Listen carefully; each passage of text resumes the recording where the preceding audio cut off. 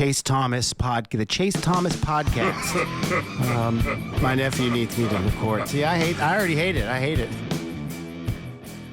All right, hello, and welcome back to another episode of the Chase Thomas podcast, where I'm still the aforementioned Chase Thomas, coming to you live from Knoxville, Tennessee, Everything School HQ.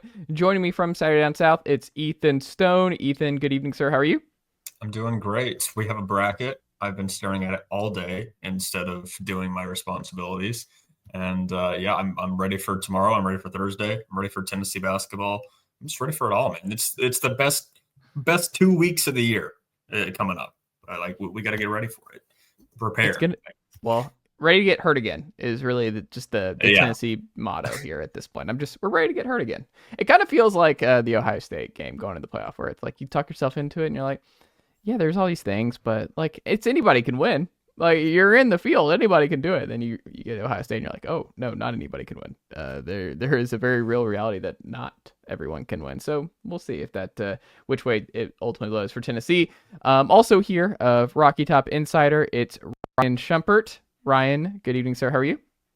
I'm doing well. I put a lot of prep into this episode. I just spent the last hour writing on a whiteboard, "I will not bully Chase," over and over and over again.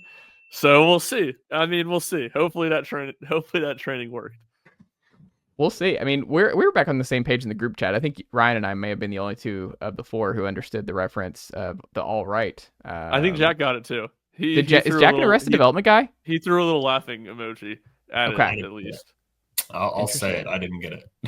Arrested Development. All right. There's a guy in the portal from Valparaiso who is named All Right, and Ryan made a all right joke. And for all the good folks who are tuning in, who are big development heads, like Ryan and myself, one of the best characters. I've also now just realized, as we're talking this through, which naturally will lead us to March Madness, is that some of the best like sitcom like bystander characters are side doctors. Characters. Like 30 Rock, the doctor is phenomenal. There's so many bangers in that one. The pharmacy guy in Superstore, he's psychotic and great in that show. And now we have the doctor from Arrested Development, who's great. Y'all are taking this way better than I thought you would.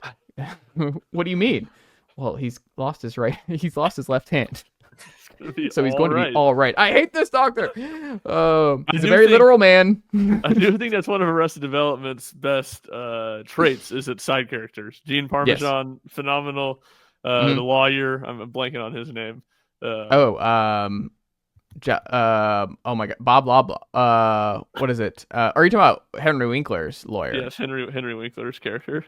Oh, why am I blanking on Henry? Oh my goodness, this is so bad. Why am I blanking on his character? How do we not know this off the top of our head? This is gonna drive me nuts. I'm having to search this right now. This is going to drive me nuts. Barry Zuckerkorn. And he was on a show named Barry, where he's one of the two main characters years later, but he's not Barry. How about that? Which naturally brings it all home to March Madness. But before we even get to March Madness, the SEC tournament, we're all smiling. We might not be smiling by the end of this discussion because the discourse here might get incredibly toxic. I will not bully Chase.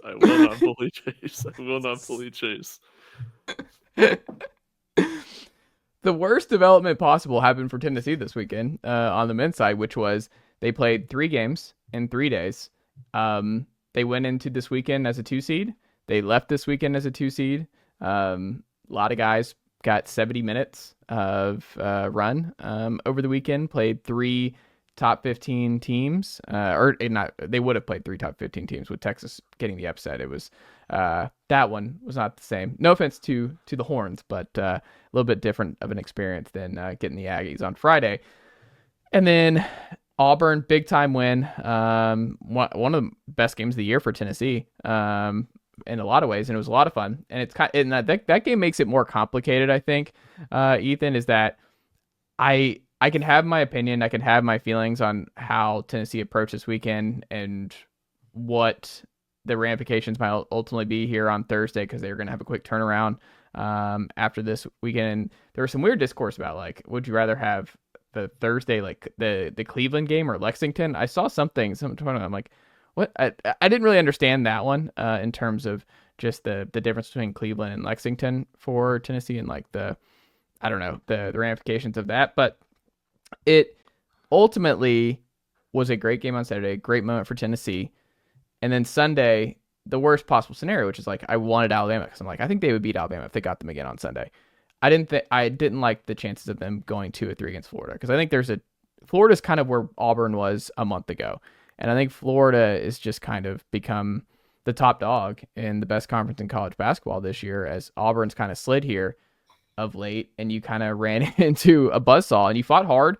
You were in bad foul trouble, which may end up being a blessing. Certain guys did not play down the stretch, like Chaz Lanier and Akpara with fouling out in that game. But Ethan, I mean, what do you make of the weekend as a whole? Do you still look at it as it was positive for Tennessee because they did beat Auburn, and it showed they can beat anybody in college basketball this season come tournament time, and that it was still a learning experience, more opportunity for these guys to play meaningful minutes and meaningful games? Or do you look at it more of like, man, it may have just been better to do the Mississippi State thing of last year and just get bounced on Friday against a team you're better than and have a week and a half or a week full before you play in the tournament that ultimately matters? Which way do you ultimately fall on that? I think if you had asked me this question on Friday, before Tennessee played their first game, and you had said, this is how this is going to go. Tennessee's going to, win their first two games, and then they're going to lose a well fought, but, they're still going to lose in the championship game. I would have told you that I would be in a worse position than I am right now as far as my confidence for Tennessee. Overall, I look at it as a positive. I think Tennessee played three pretty good games, two really good games, and then a pretty good game in the championship game against Florida. I think all of us have said it at some point in the group chat before. Florida was just the better team. Like, they just outplayed Tennessee. And sometimes that's fine. Two teams I thought played very well on Sunday, Florida and Tennessee both. And Florida just made more shots. I mean, they had the response every single time. The Vols cut it down to 5, I believe. They got close to getting it to 4 at one point, but they just couldn't get over the hump because Florida's just that good. Their shot making was that good in that game. It's two teams that have played kind of, I guess, unbalanced games before this. The first game, Florida runs Tennessee out of the gym, and then the second game, without Zakai and without Igor, Tennessee does the exact same thing to Florida. And then this one was a little more balanced, and I'm honestly really happy it went that way. I think this shows that, like, look, it'll give Tennessee a little bit of a chip on their shoulder. They still come out of the weekend saying, hey, we beat Auburn, who's a 1 seed and the number 1 overall seed in the tournament right now. Although I would agree with you that I think Florida is probably the most stout team remaining in the fields, and they're rightfully so going to be a pretty popular pick to win it all. But like I said, overall, I come away from the weekend with a pretty positive outlook. I think Tennessee's in pretty good shape, even despite having to play 3 games in a row and still having to play on Thursday as well. Do you agree with that sentiment, Ryan? Yeah, look, I think it's just nuanced. Like, I think the argument that it would have been better for Tennessee to lose on Friday, like, I get that completely. I think that's fair. But at the same time, like, I don't know how you don't feel better about Tennessee's team when you look at not just the way the results of the games unfolded of beating Auburn, but how Tennessee played. Like, Tennessee's offense, I thought, was really solid in all 3 games. They did not shoot the ball well from 3 in the first 2 games, and they were still good offensively. And that has been unheard of for this team most of the season. It feels like they're doing a better and better job of being able to get to the foul line. It feels like they're doing a better job of, if not scoring at the rim, having really good mid-range jump shooters take shots from the elbow that are high percentage shots. I mean, I was thinking about this during the game on Sunday. This year's Jordan Gainey and Rick Barnes are a match made in heaven. I mean, this guy who, again, it's crazy to me, and I think I said this on here maybe a week or 2 ago.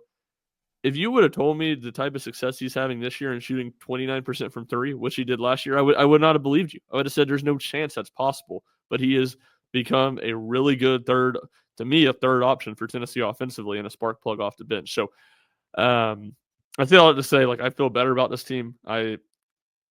said to somebody, I leave Nashville feeling better or the same about every player on Tennessee's roster besides Igor Milicic, who I do not feel very good about right now.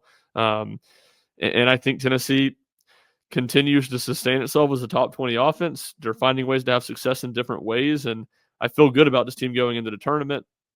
But, I mean, there's definitely something to your point, Chase, of not having, the rest would have been more valuable. And I think we talked about it on here last week, too, where it's like Tennessee did jump Alabama this week, and in some ways that's a good thing, but it's a bad thing because by playing deeper, you had to play on Thursday now instead of Friday. So it shrunk, it shrunk on you. So I think that element's definitely a bad thing. I still would think it's better for Tennessee to play Houston than Duke. But all that to say, I can see both sides of the argument. And I do feel good about this Tennessee team, better about this Tennessee team leaving this weekend than I did entering it. And that's just, we're expecting chalk, right? Like you might never get Houston. I guess the difference. And I think that's part of it too. I think Gonzaga, the second round is a round of 32 game. I think that's the one seed most liable to lose before the second weekend because Gonzaga is like, what are they, 11 or 12, Ethan, and KenPom, and they've just lost every close game they've played in this season. I think they're an 8 seed. I think they're single digits in KenPom. It's completely absurd that they're an 8 seed. Yeah, absolutely absurd. One of the weirdest seedings the entire Sunday. It was crazy. Well, that also, I mean, what's their streak of Sweet 16s for Gonzaga? Like 8 or 9, maybe 10. Very, very long. So, I mean, that there's going to be that's a big battle. I mean, great coaching battle for you and Samson potentially if that's where things go. Now that means the dogs the other dogs can't ruin this for Tennessee and get in the way of this potential upset for Gonzaga against Houston. But that's the whole thing. It's like the bracket, and we'll get to that here after this.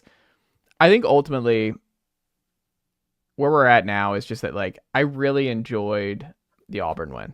Like, that was something that, regardless of what happens the rest of the tournament, like, Auburn's been the best team in the SEC all year. Zakai had that shot, the opportunity at the buzzer to maybe do something at the very end and steal a win on the road. You played extremely well, because I think it's kind of funny how long the season is, because it doesn't feel that long in the moment, but like Tennessee was a number 1 in the country for a month.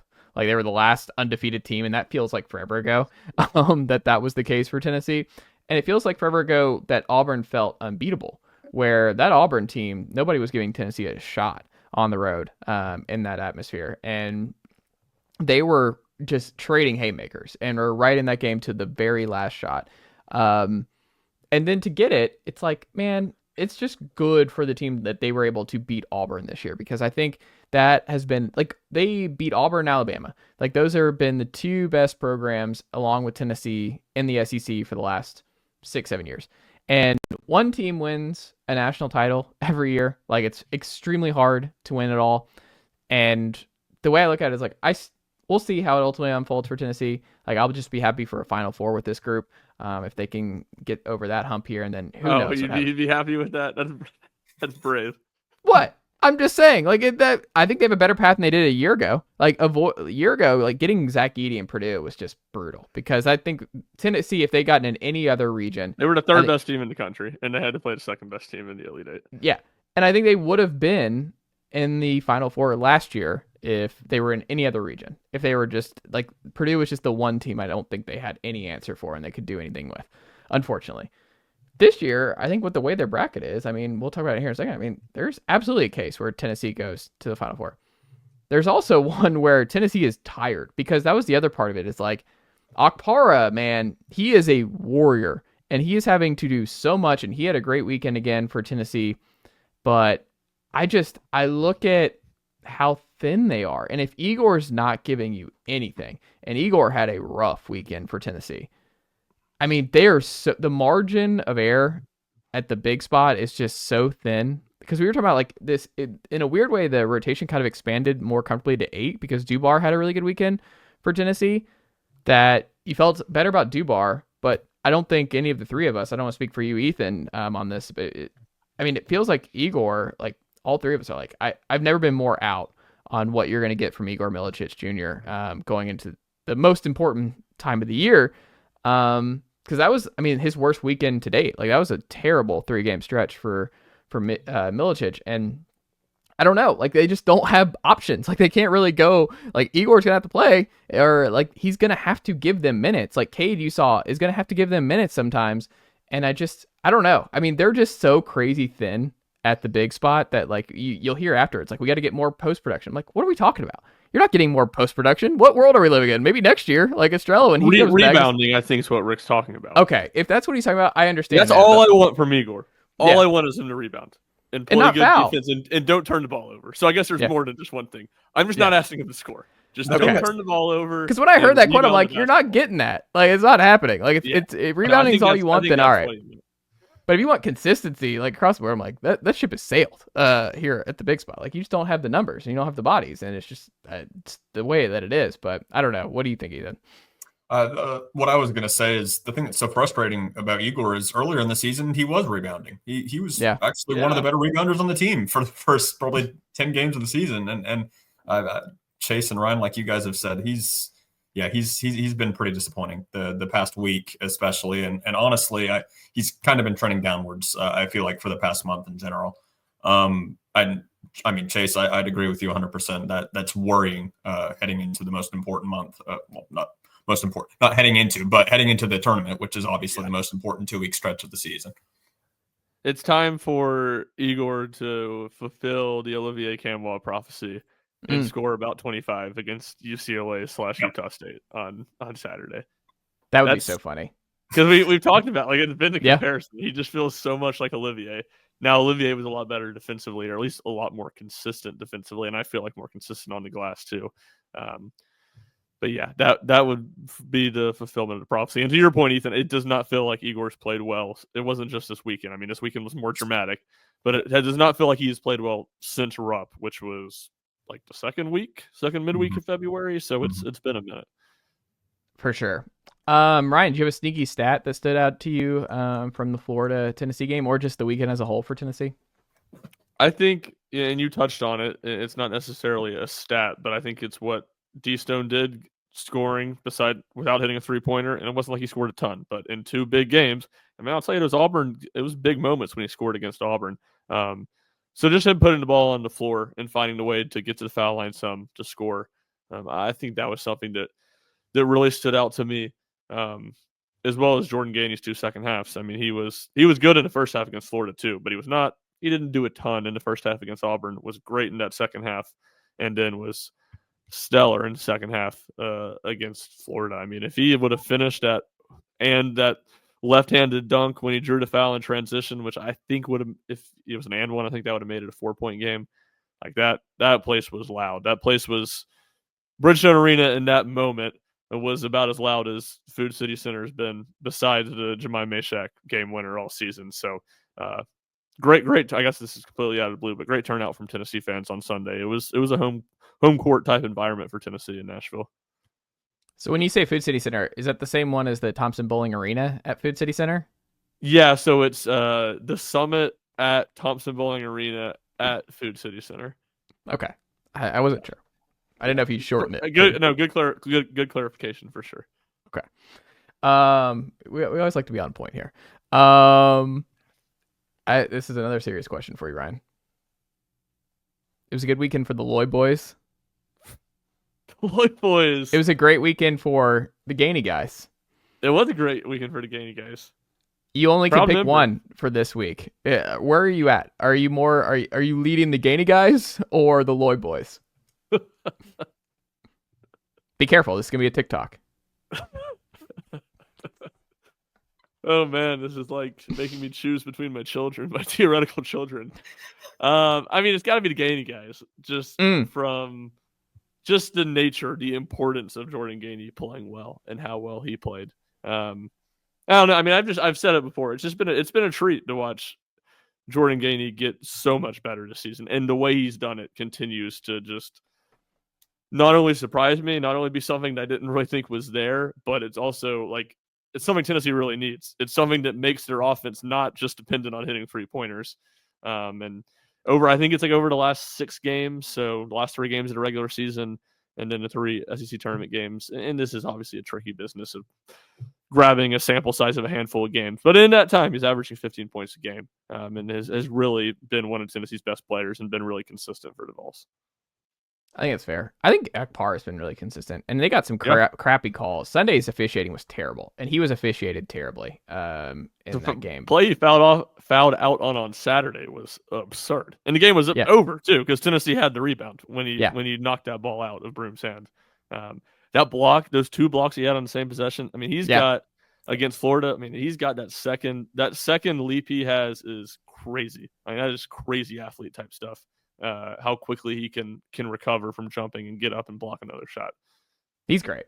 Like Akpar does all the stuff that will not show up in the stat sheet, but he's great. And I think he's gotten better as the season's gone along. And I don't know where Tennessee would be if he did not, because I mean he was a transfer. You didn't know what you were getting ultimately, but I mean he settled in, and I mean it's just I think he's come on really really strong down the stretch, and I think he is poised for a good March. And if Barnes is back next year, I think he's going to be even better next year. I think he's going to continue to grow and be one of the best rim running 5s that Tennessee's had. It's just such a perfect fit for what Barnes wants to do.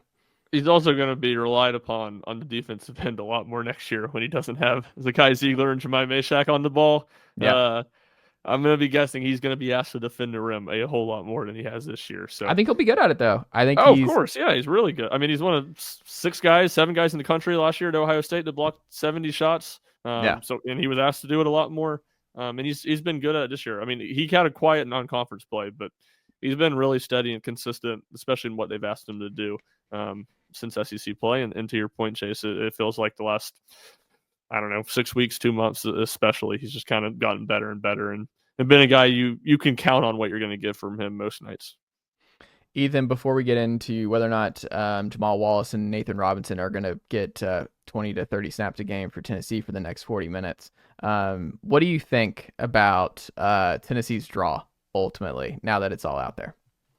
I like it a lot compared to recent years. I feel like especially the first weekend, and we talked about this a little bit in the group chat. I think Ryan pointed it out.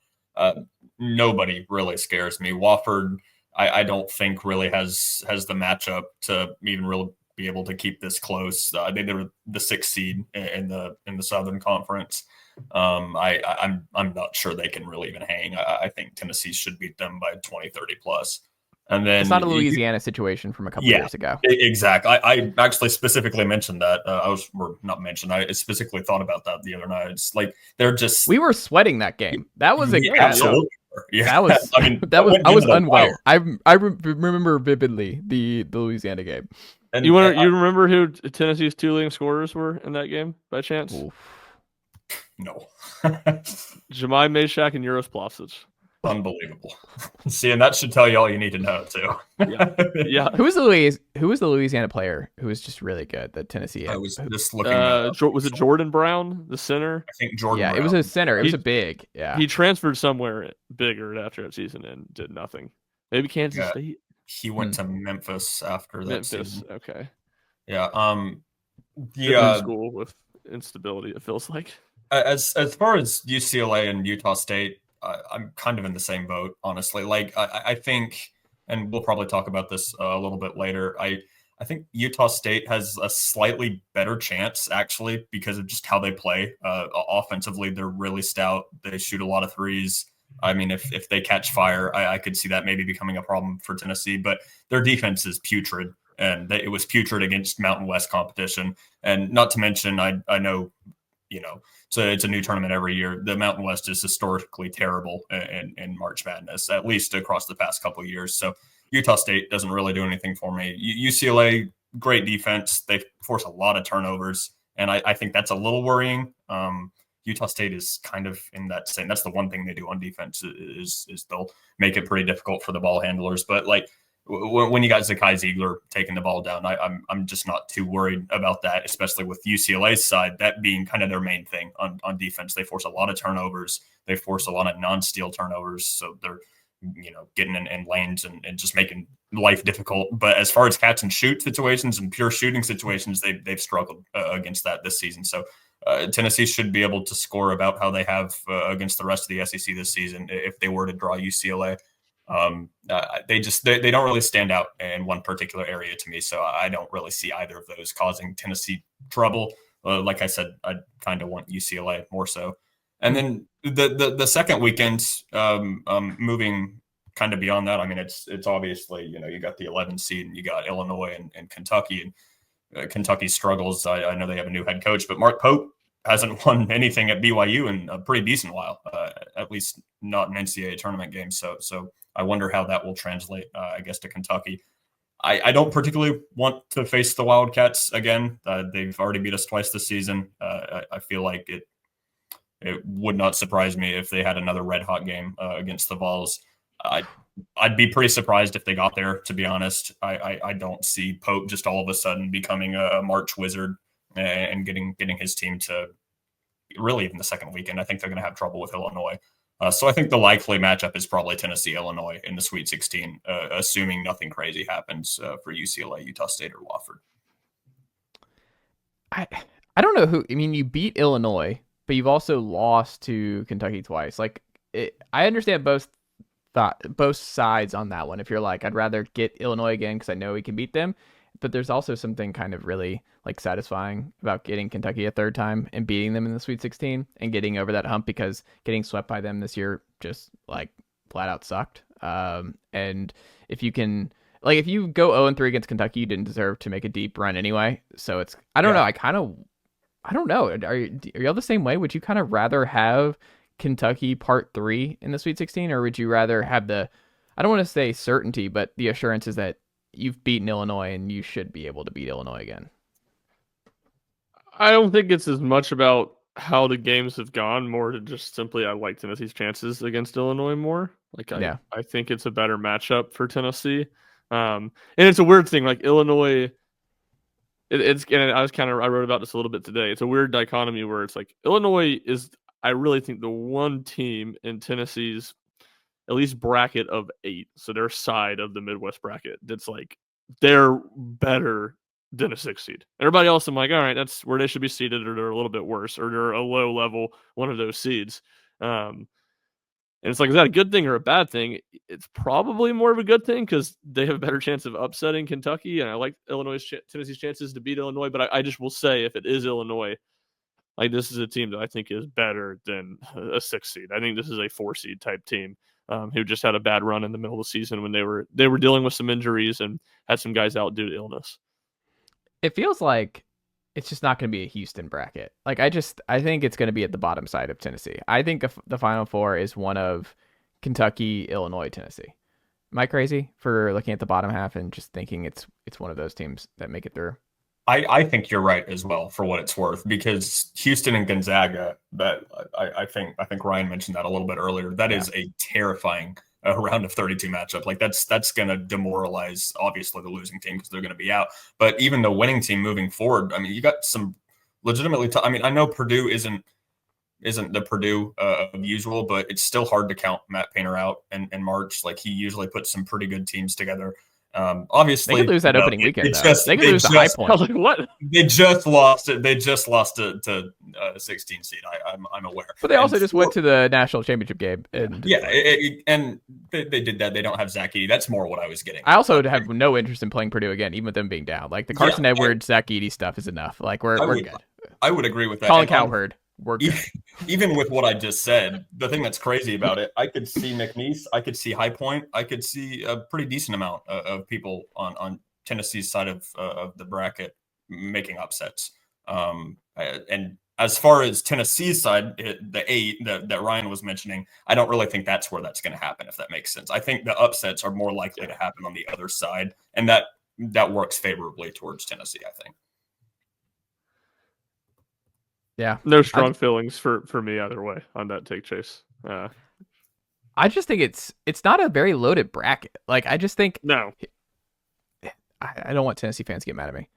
I don't think anyone in this bracket's winning the championship. I'm looking around at the different ones where I'm just I don't think anyone in this side of the bracket in the Midwest region is gonna win. I look at different ones, but I'm some of the different ones that I've looked through that I'm I mean, Auburn's bracket's brutal. Auburn's ones, that's a brutal one for them to get through. I look at that and I'm Louisville and Creighton waiting for you. right after that, then you might get Michigan or A&M. Like, you just look at it, and like Iowa State's in that side, Michigan State, obviously, and then even Florida, who beat you. Florida's got UConn in theirs. They've got a good Colorado State who's going to maybe upset Memphis in that first round. You've got Maryland, who's I've seen be in the Final Four for some people. Mizzou can always get hot and cause problems. Texas Tech's a really good team. Obviously, St. John's. I mean, I don't know. I just think there's a lot more chaos to me, and a lot more teams I could see like making a Final Four and like winning a national championship in the other region. This one just feels kind of like, I don't know. I don't like. There's no elite team in Tennessee's bracket. Is that fair? Like, there's just not one perfect elite team. No, I agree. And look, this is something I would say this in a nice way where I'm not bullying Chase. Your year-long pursuit of a 1 seed. And like, I get it. I get the numbers that it's better for a 1 seed, but I think it was just easy to look at last year where the West was terrible. And that was where the last 1 seed was, and be like, that's how it is every year. This year, I'd rather Tennessee be the 2 seed in the Midwest than the 1 seed in the West. When you look at how good the West is, like, that is a loaded bracket. I think probably the best quadrant. So some of that's just the nature of March and how it falls. But to your specific point, like, yeah, I don't feel like the Midwest is loaded. I will say, is the Midwest the NIT of the NCAA tournament? One of the things I will say to the whole conversation, and I agree with everything Ethan said, like, where I like Tennessee's first weekend draw. I would just say Tennessee plays an incredibly slow pace. Wofford plays an incredibly slow pace. UCLA plays a really slow pace. Utah State, not as a whole, plays a slow pace, but their defensive possessions are really long. So these games are just, I think, going to be short possession, which leads me to thinking they're going to be competitive. It doesn't mean that also helps Tennessee, though. They, with all the wear and tear on their bodies from this weekend, it's like fewer possessions, I think, is good for Tennessee. Playing a bunch of teams that are slower, I think, is good for where they're at, especially coming in on Thursday with a short turnaround. Yeah, probably so, especially teams that offensive possessions are slower, like UCLA and like Wofford is. So yeah, no, I would generally agree with that. I just think it's going to lead.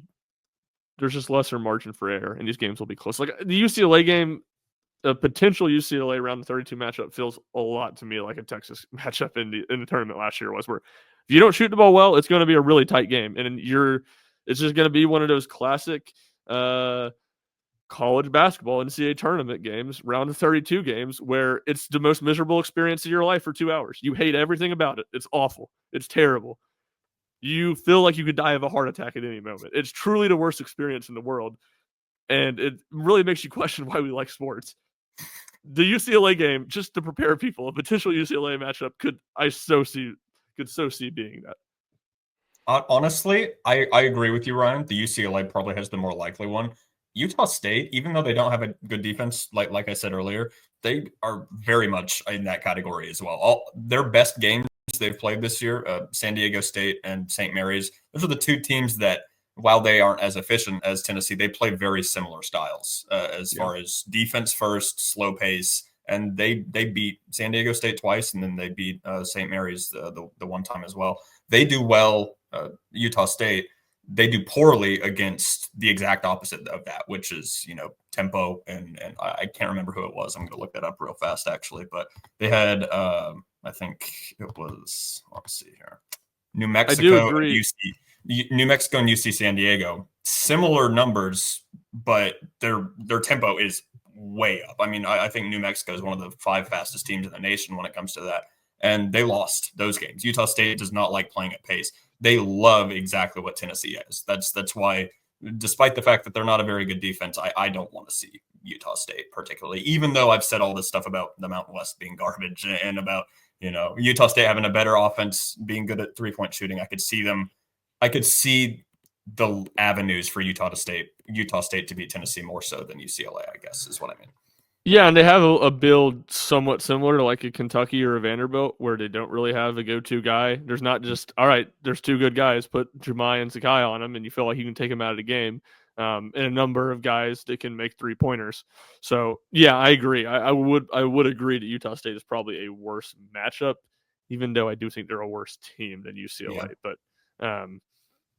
Yeah, UCLA just from that, I could just see that game being a classic, like 65-60 NCAA tournament game. That would not be great. I just nothing. This team just feels very, very volatile. Where I just think it's the short possessions. Yeah, I just think they could lose in the second round. I think it would be an absolute stunner if they lost to Wofford. Like an all-time, just like that, just would be apoplectic. However, I think round of 32 wouldn't surprise me. Sweet 16 wouldn't surprise me. Elite 8 wouldn't surprise me. But I mean, I think this team can make the Final Four. It's a great draw for them. The more you think about it, and the more you look at where things could ultimately unfold.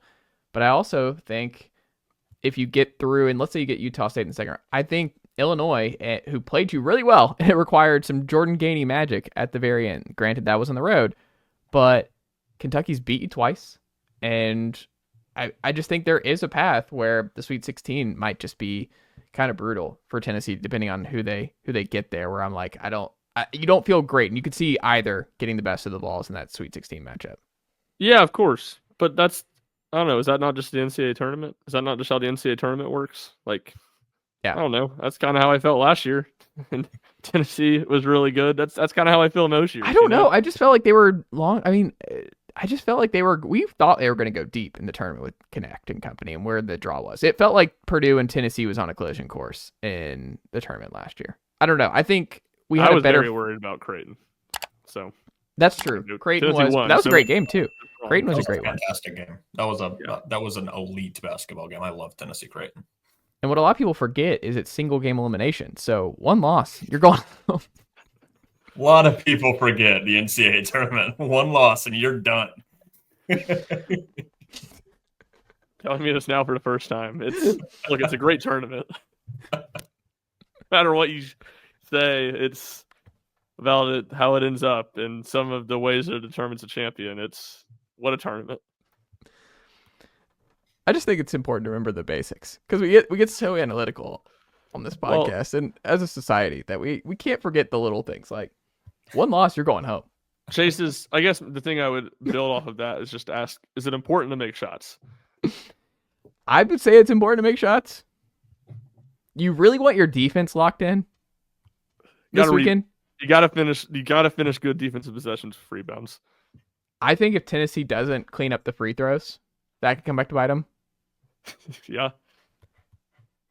You really want to clean that up? Because I've run the numbers. It's harder to win when you miss a lot of free throws. Yeah. Gotta value every possession. Gotta take care of the basketball. Oh, we could do Rick Barnes his pregame for him. We could just literally fill in and be like, we got this. Well, let me I'll build off my last one. It's not just about turning the ball over, it's about how you turn the ball over. It's the pick sixes to kill you. It's the turnovers that lead to easy layups easy dunks for the other team. You can't get that second foul early. You don't want to be you can't help us if you're on the bench in foul trouble. You can't help us. This guy's got to be less aggressive. He can't go in there trying to stick his hand in the cookie jar, especially with one foul in the first half. Can't foul 85 feet from the basket. Can't do it. Definitely not. You can't. And these are all important things. Note to Igor and Cade. Cannot foul 85 feet from the basket. What about 3-point shooters, Ryan? Are they okay? I'm usually fine with fouling 3-point shooters. I don't know, though, for a basketball team. They didn't do that this weekend, right? Am I misremembering? I don't think they fouled a 3-point shooter. I don't think they did either. I actually saw a couple. I want to think it was Igor, maybe, which is unbelievable considering he played about 5 minutes. But there was one particularly where he moved his body in such a way as I thought he was going to break an ankle. like when he was landing, like trying to get away from, I think it was Clayton. I can't remember exactly. Like I said, I mean, Igor played maybe 10, 15 minutes on Sunday. So, yeah. I think Jemai had one close where I thought the way he was landing, I was like, oh no, they're going to call that. He's close. Because Jemai is such a good, Jemai's I hate the most because I just don't feel bad because he's playing great defense and he's just right up on him. And I think it's hard to land. And I feel like Jemai, because he's legitimately trying to block the shot and he's right up on him, it's just about the landing. And I just think that's incredibly hard to do to avoid these guys when you're trying to land correctly. And I feel like Jemai is just a victim of the landing issues and why that's way more complicated from a viewer than a defender. Yeah, for sure. And you have when he plays perfect defense on Aberdeen at the last possession of the first half, and then he's right in his face, and the guy hits a 35-footer on him, or 30-footer. 35 is probably a little dramatic, but that was a very brutal. deep three on him.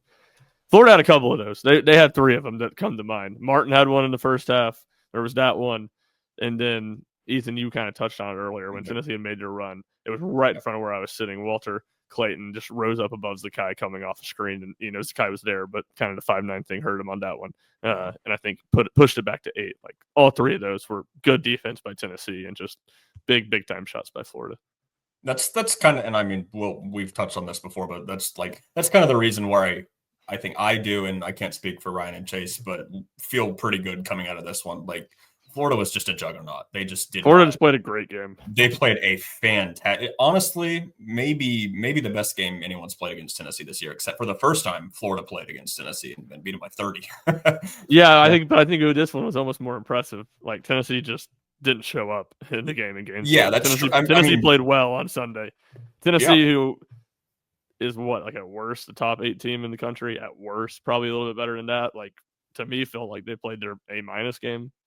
Probably would need to rebound a little bit better to truly feel like they played an A game, but Florida just outplayed them. Yeah. All right, let's make our I don't know if we're gonna be able to do this. Ryan, are you gonna be able to make a prediction here, or are you saving that for later in the week? I mean, we'll write about it later in the week. We'll just write about before every game. Okay. Right now, I Sweet 16 or Elite 8 is my thoughts. Okay. Ethan, where are you at?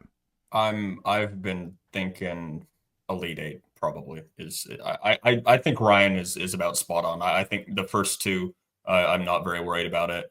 If they draw Kentucky, I think there's a pretty decent chance that the Wildcats win all 3 of them against Tennessee this year. If they draw Illinois, I think they'll beat them again, and then I don't know what goes on after that, but I'll say Elite 8 for now. I'm going to say either Final Four or Sweet 16. I think if they get past the Sweet 16 and they get past either Kentucky or Illinois, I think they're going to win the Elite 8 matchup, and I think they're going to, because I think that will get them to that point where I just think they're Elite 8's on their mind, and unfinished business from a year ago. You don't have a Zach Edey standing in your way. It might just be a Gonzaga, who is a good team, but I think they could beat Gonzaga. They could beat Houston.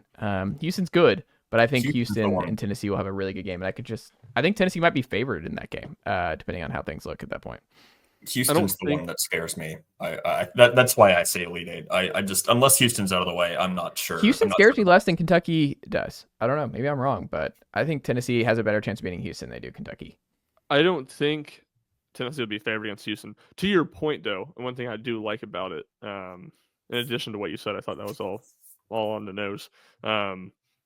Sweet 16, especially against Kentucky, lesser extent against Illinois. I think Tennessee, they could be a road team against Kentucky. That's possible for what the turnout could be in Indianapolis. Illinois, I think it would probably be more neutral site, but I think Illinois would probably have more fans. I mean, Champaign's like 2 hours from Indianapolis, so I think they would probably have more fans. But on the reverse side, if Tennessee makes it to Indy and makes it to the Elite 8, and it's anyone but Purdue, if it's Gonzaga, if it's Clemson, if it's Houston, Tennessee should have a really big home court advantage in that game. And I think, especially shorter drive, I think Tennessee fans will really show up for that game. Maybe I'm wrong, but it won't be like last year where, I mean, Tennessee was basically playing a road game in the Elite 8 from an environment standpoint. It was all Purdue. And I don't know, maybe this is misremembering or dramatic, but it felt like it impacted the officials a little bit too in that game. At least I felt like it. I think if they make the Elite 8, they're making the Final Four. That's my gut. So they just got to get past the Sweet 16. If they get past the Sweet 16, I feel really good about them making the Final Four. And then who knows? We'll see who's on the top end of that bracket, and if it's Duke, if it's Alabama. I mean, it'd be amazing if they get Alabama in the Final Four. That would be like, because I'm like, I think they'll beat Alabama in the Final Four if that's where things go. So I don't know. Things could go really well for Tennessee. I'm drinking the orange juice here. Tennessee just released The Juice season 5 episode 1 today, so maybe just got it. I've been drinking the Tennessee orange juice, fellas here. So final thing, let's wrap up with Vols baseball. They stay perfect, 20-0. Ryan Schumpert, the biggest story of the weekend. Tennessee survives. Liam Peterson, who was exceptional on Friday night in the Battle of the Williams with Doyle and Peterson, but Tennessee finds a way. Tennessee, Marcus Phillips has another great start this weekend, and we talked about your boy Dylan Loy. He had a great weekend out of the pen for Tennessee, but they stay perfect. Tennessee 20-0, now number one everywhere in all the polls, and big time weekend with Justin LeBron, who's mashing for Bama, and Bama's really good, I think. So this will be a series. If I remember correctly, Ryan, that was the last series they lost, right? Was Alabama on the road last year? Correct. The first series of this, of the season. Yep, that's. Why are they going to Bama back-to-back years? How did that work out? I imagine with there's not an exact formula to it to begin with, but I imagine the expansion probably threw some stuff off with that. That would be my guess. So what did you think of the week? What was your biggest takeaway from Tennessee taking care of business? TCOB. Well, love a good TCOB. I will, just a little bit of box score watching. I was able to watch some of the first two games while working post-game basketball, but I didn't watch as much as I would like. To me, there's a 1A and 1B storyline, and I will take one of them and see if you agree with me on what the other one would be, if you can guess it. One you mentioned, I think it's Marcus Phillips. What he did on the mound was super impressive. Like, I think, and maybe some of this has been because I have watched Saturday games the least amount, because Tennessee basketball is usually playing at the same time or around the same time, and I'm not able to watch both games. Maybe it's because on Tennessee's hardest weekend of the year in non-conference play, they faced a really bad team on Saturday when Marcus Phillips pitched. So he'd been good to this point in the season, but he hadn't just been exceptional, and he hadn't done it against a bunch of great teams. So there was maybe a little bit of hesitancy on my part of what he would look like or how good he would be. Not that I thought he was going to lose that starter job or anything. But I was just a little bit of uncertainty, and man, he was really, really good. And it's easy in hindsight to if you just truly box score watch and you say, oh yeah, Tennessee won 10-0, it didn't really matter. It was a high intensity. I mean, he exited the game with Tennessee leading 1-0 in the seventh inning. It was a lot of Tennessee needed a really good outing from him to win that game, and he delivered. So I think that's probably my number one thing, just how impressive he was. Yeah, Marcus Phillips is he's a rotation guy. Marcus Phillips, another big test this weekend on the road in Tuscaloosa. But, I mean, Tegan Kuhn's solid in a couple innings on Sunday. We'll see if he continues getting that Sunday opportunity, or if they rotate a little bit with him and Arvidsson. Maybe Loy, I don't know. Sneed was also awesome, we should point out. Sneed was, he's just electric out of the pen. Sneed is just such a Swiss Army knife, throwing heat, super intimidating coming out. It just kind of, he's like a Sith Lord coming out of there for Ethan, where he just comes out of there. He's just an intimidating, huge, high velo presence coming out of the pen. It feels like your chances are dwindling as he makes his way onto the field. But I think the only negative I would say, and I still think it's a stretch. I do continue to wonder about Cannon Peebles a little bit down at the 9-hole, and he's hitting around 200. I think he had a home run though on Sunday, right? If I remember correctly. Go ahead double, I believe. Go ahead double, yeah. So I don't think it's a big deal, but I do kind of wonder what if Cannon Peebles starts to break out of the funk that he's been in to start the year, because now you kind of wonder if it's 2 years of track record where it's just not being able to put it all together of what we saw as just a big time freshman at NC State. Now you're looking at 2 years potentially of where it's just not coming together the way you thought. So it's still very early, and the sky's not falling with Cannon, but I am kind of curious if Cannon if he gets on track and figures it out in the next couple weeks. Yeah, I'm not worried about him. I think too, and Jack and I recorded our RTI baseball podcast, Diamond Pass podcast, right into this one. And a point I made on there. One thing I think shows the difference in Cannon this year and last year. It felt like last year when things went bad for him early, they just kind of spiraled. Weekend in Houston was not great at the plate. Big homer late in game 3 against Arizona. I think they were already up by 1, but I think that pushed their lead to 2. And the same thing this weekend. He didn't have a great weekend. He didn't start the Sunday game after not starting on Saturday. Came in, had a big hit, had a big RBI double. So I think that shows some maturity. I think he's improved behind the plate. And Tennessee, Tennessee's got 2 really good options there. I wouldn't just be floored if, Stone, they kind of ride the hot hand a little bit. Stone gets 2 starts one weekend and Cannon gets 1, and then you see it flip the next. I wouldn't be shocked because I think Tennessee has 2 good options there. But I'm not really worried about Cannon Peebles. I like where he's at.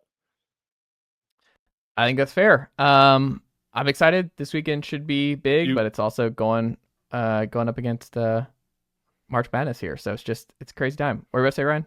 You got to predict my other takeaway, big takeaway. I said 1A. I said to throw it to you for if you had a thought on what the other one would be.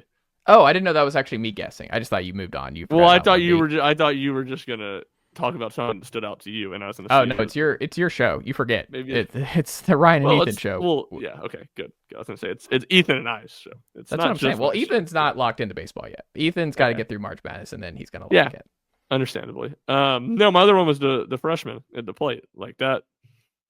I've been saying surely some of these guys are going to struggle, or there's going to be a drop off in SEC play, and I know Levi Clark didn't have huge numbers this weekend, but doesn't really seem like it. Jay Abernathy and Manny Marine, they just chugged right along. Levi Clark had a double, and Manny drove him in early. I think it was the 2nd inning, I want to say, on Sunday, early in the game on Sunday. So those guys just kept on chugging along, and they created a lot of offense for Tennessee, like early in those games. Was what the freshman did, and Manny was really good defensively. Jay made the 2 spectacular plays. Yeah. And